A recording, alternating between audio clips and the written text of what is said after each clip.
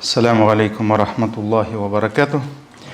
Бисмиллах, альхамдулиллах, вассаляту вассаляму аля расулиллах. Дорогие братья, мы продолжаем наши короткие лекции. И тема наша – положение людей в судный день. Положение грешников, мусульман, грешников в судный день. И мы с вами разбираем некоторые грехи, за которые люди понесут позор и наказание именно в судный день. То есть хадисы указывают на то, что эти люди получат наказание за эти грехи. Пока мы про ад не говорим. Еще мы до ада не дошли. Это судный день, продолжение которого будет сколько? 50 тысяч лет. Поэтому мы называем этот день одним днем, судный день, но мы всегда пишем его заглавный, потому что это судный день, киямет-кун, это великий день, который будет продолжаться 50 тысяч лет. То есть тот, который опозорится в этот день, он будет позориться минимум 50 тысяч лет, пока Аллах не простит его. Поэтому здесь речь не идет там, вот один день как-нибудь пройдет и все, да? И вот представьте себе, это один день, 50 тысяч лет. А кто попадет в ад? Сколько ему надо будет там мучиться в наказании? Мы с вами говорили про предательство и вероломство, когда человек обещает что-то, когда человек договаривается о чем-то и спокойно нарушает договор. То есть он, получается, поступает вероломно, он ущемляет права того, с кем он договорился, и поэтому в исламе хранить договора, быть преданным договорам – это святое. И мусульмане должны соблюдать свои договора, обязанности, и не делить людей даже в этом мы не можем делить людей на мусульман или не мусульман. Если ты договорился с любым не мусульманином, подписал договор, все, ты должен хранить этот договор. Поэтому мы с вами даже привели пример, когда во время сражения Бадр, где нужны были воины, нужно было больше воинов, но пророк, саллаллаху алейхи вассалям, не допустил некоторых сподвижников к битве. Почему? Потому что когда они шли к мусульманам, их взяли в плен и с них взяли обет. У них спросили, то есть вы идете примкнуться к ним, к мусульманам, чтобы против нас воевать. Они сказали, нет, мы просто идем в Медину.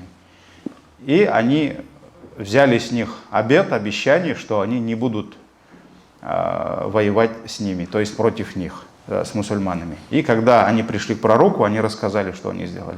Пророк, саллаллаху алейхи вассалям, сказал, вы им обещали. Поэтому вот это очень важный момент для мусульманина, он должен быть надежным. Мусульманин должен быть надежным. И один из признаков судного дня то, что люди потеряют надежность. Люди потеряют надежность и будут рассказывать, что в таком-то селении, оказывается, живет один надежный человек.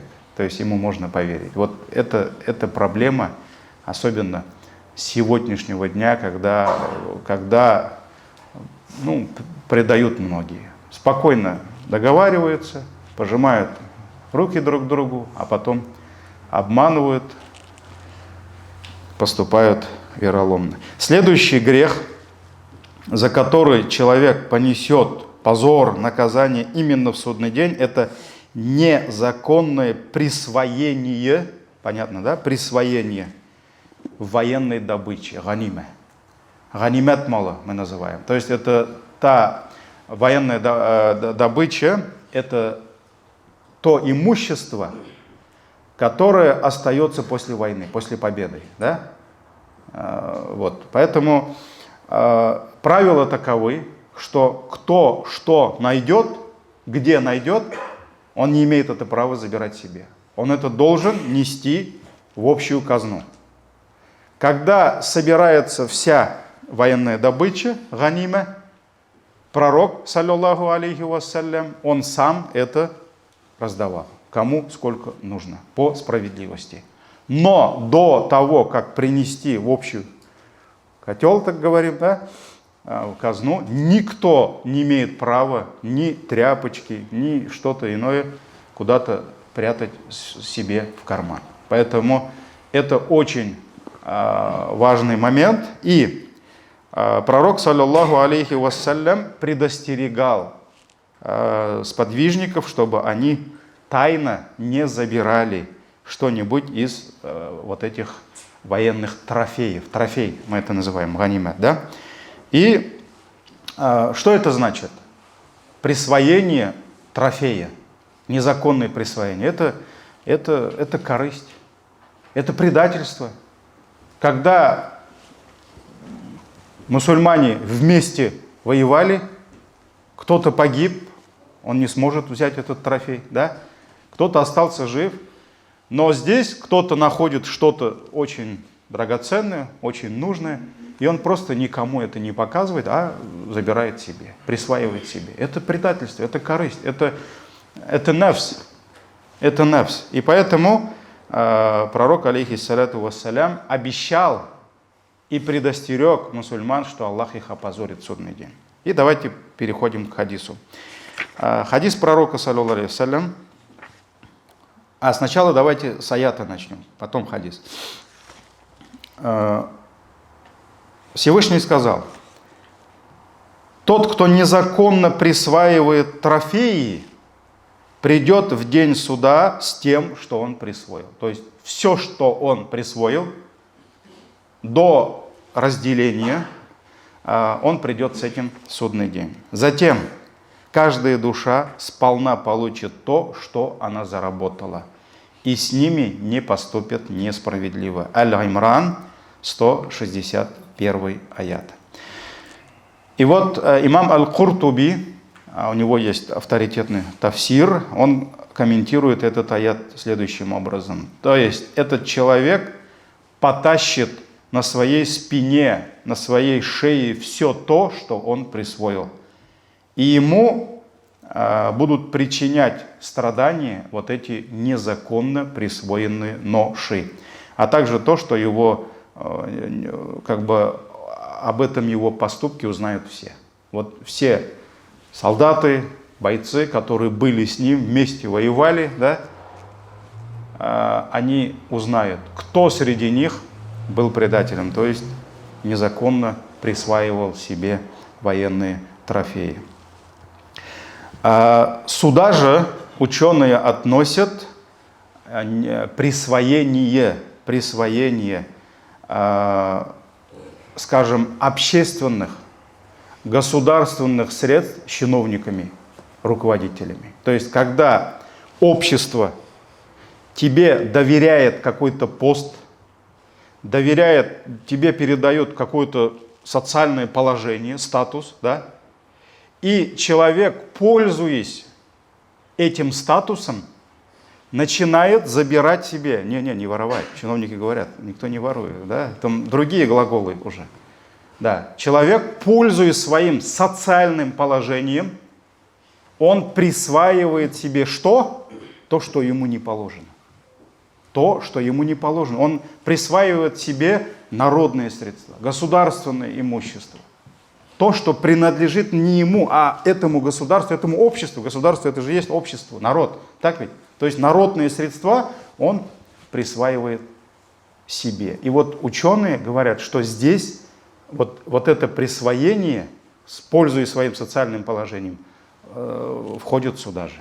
Это как будто ты делишь трофей. То есть незаконно присваиваешь себе трофей. И пророк, саллаллаху алейхи вассалям, сказал, Абу Хурайра, радийаллаху анху, передает: однажды посланник Аллаха, саллаллаху алейхи вассалям, поднялся со своего места и, вспомнив о присвоении военной добычи, стал говорить о том, какой это огромный грех и насколько это серьезное преступление. И он сказал: пусть никто из вас в судный день не придет ко мне, таща на шее своей ревущего верблюда и восклицая: «Я Расуль Аллах, спаси меня».